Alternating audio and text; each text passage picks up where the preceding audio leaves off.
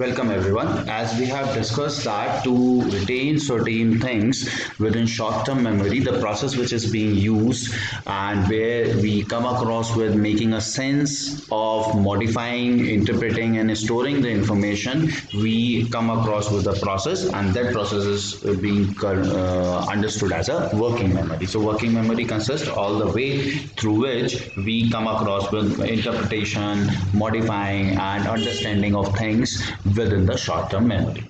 Now, when we move ahead with respect to this, we can take an example that if the individual being shown with this particular example and being asked to sort out the problems, the person will be for the correct answer will be writing yes, for the wrong answer the person will be writing no. So with respect to this, the person will be checked with these queries related method. Along with that, the person is asked to remember the letters being represented in front of them. So when we look forward for this particular thing being presented in front of individual, we can identify that if the person moves to next question for remembering the letters which is being presented in front of each question, the person need to repeat these letters. So after repetition, the person will be in a capacity to remember all these letters. Now the person may be differing in the sequence of these letters which are being shown like S, R, P, T, U, Q. So the person may come up with the different order of it, but to remember in any way, the person will have to come up with the repetition of all these things. And for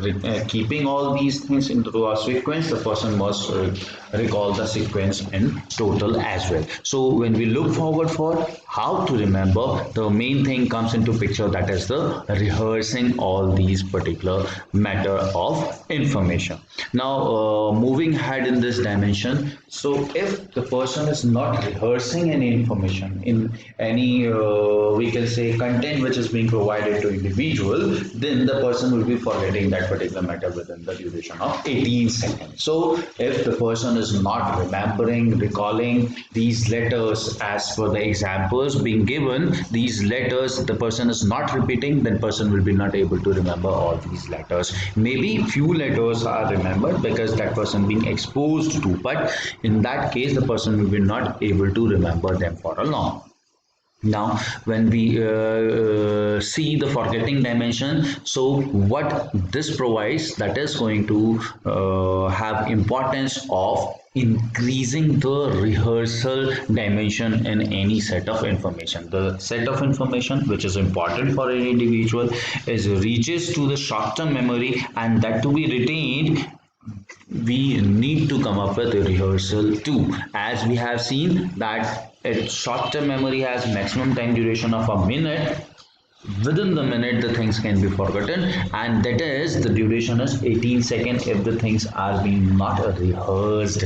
That cannot reach to the limitation of 1 minute even. So 18 seconds can be a dimension of retaining any information which is being exposed to individual with respect to short-term memory. Now moving ahead, how we can remember these particular things. So as we have already seen, one of the method to remember the thing is going to be rehearsing. So how that is, the maintenance rehearsal is a process of repeating information mentally out or out loud with the goal of keeping it in the memory. So when we have to remember certain things for longer duration, so from our childhood we used to have a practice of recalling these particular things again and again, as if we've been provided with exercise where we have to repeat the words again and again. We have to come up with writing certain things again and again.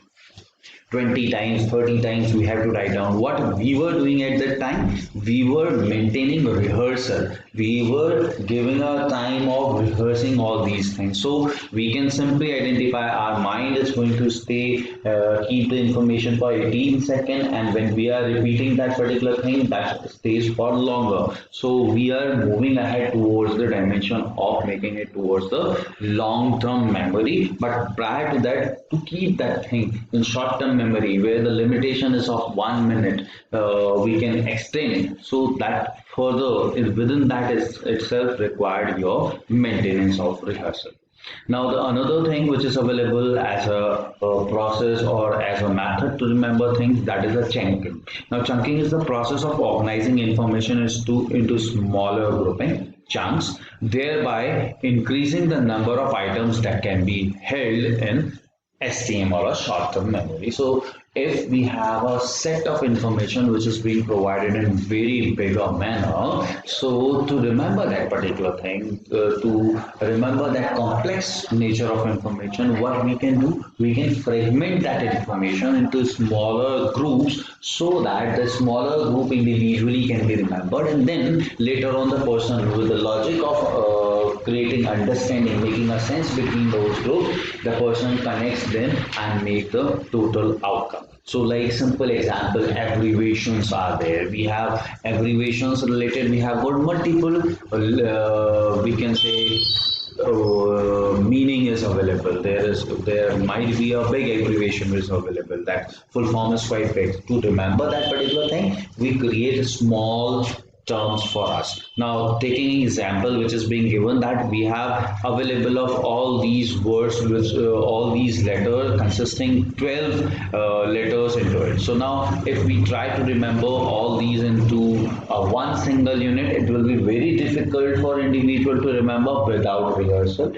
And if that person rehearse, even for that more efforts are required. So to minimize these efforts to retain that particular information for long duration, the thing which can be done, that can be divided into smaller pieces. As we have seen, the whole 12 letters being divided into three groups of letters, which is consisting four letters in each group. So now it is easier to remember these groups separately, and then later on we can come up with the groups being remembered in terms of sequence, and then that sequence being clubbed together to reach to the final input which we have received as an individual information. Now, the chunking is a method which is most of the time utilized by us, as if when we read a book, when we read a novel, when we read a kind of any information, we have got lots of information being exposed to us, and out of that we keep certain information for our knowledge purpose, for our importance related dimension in some, we can say, smaller groups or chunks which are available. So this is the way we can remember the things. Now moving ahead, the thing is, we are not in means the mind of a human being is not for few seconds or a portion of few minutes.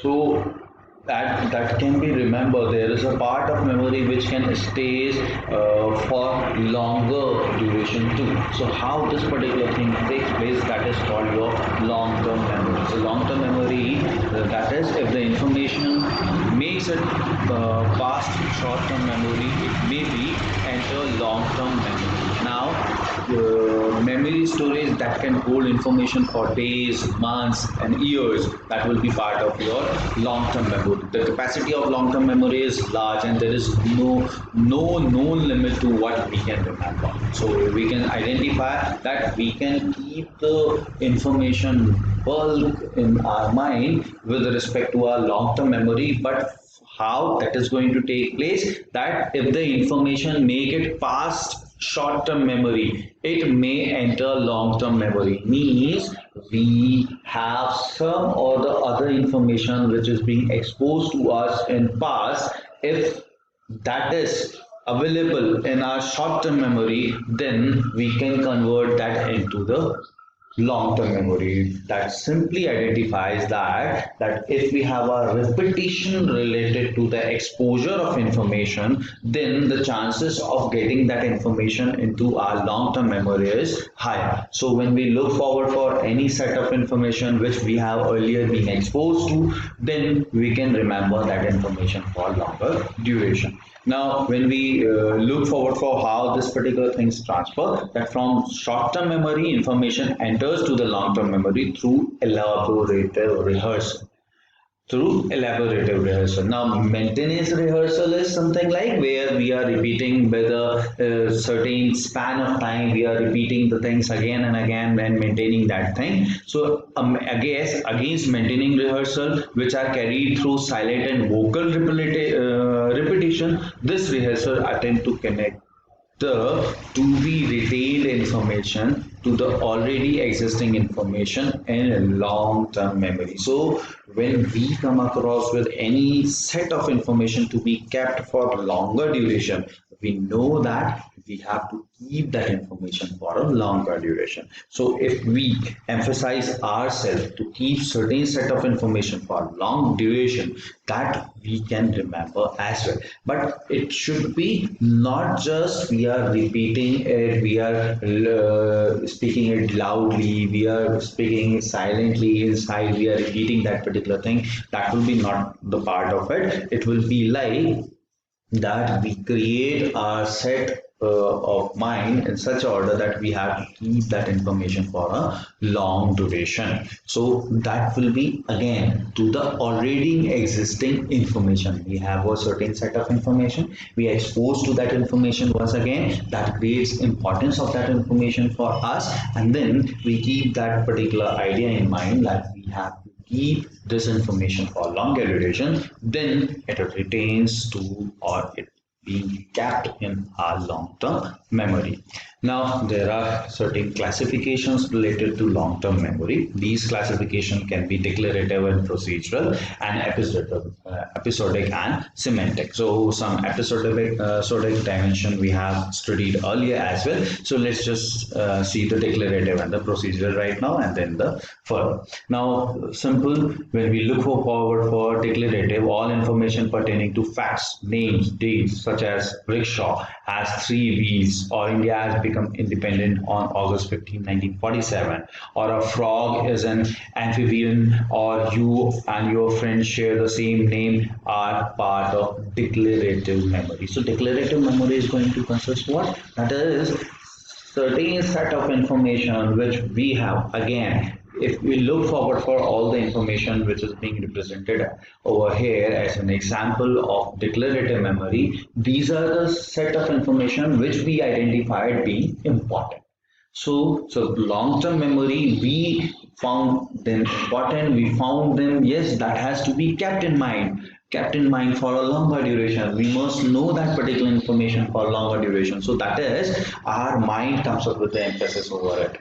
So all these will be coming up as a part of your declarative memory. So the another will be your procedural memory. On the other hand, refers to the memory relating to procedures for accomplishing various tasks and skills such as how to ride a bicycle, how to make a tea, play basketball, and all other things. So when we look forward for procedural memory, it basically tries to remember the procedure of conducting anything, procedure of attempting anything, procedure of working on anything. So that will be the, so how we remember the things, we remember one way, we remember the things in a way of keeping that particular thing important for us, which we wish to keep for longer duration.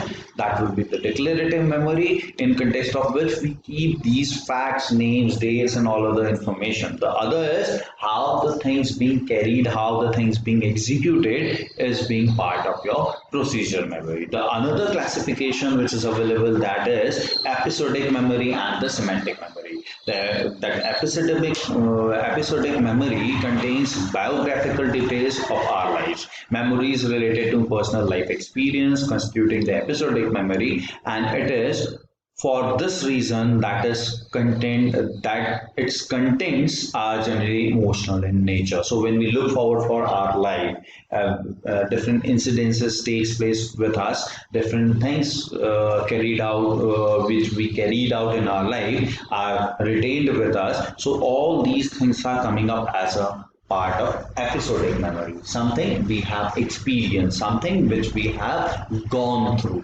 So something which we have studied in context of implicit memory as well. So where the implicit dimension, we were not able to explain those things, we have experienced those particular kind of things. So that is a part of your episodic memory. Now, the next which is available, that is a semantic memory. Semantic memory is a part of memory, or is a type of memory which consists general awareness and knowledge, and all concept, ideas, rules, logics stored in semantic memory.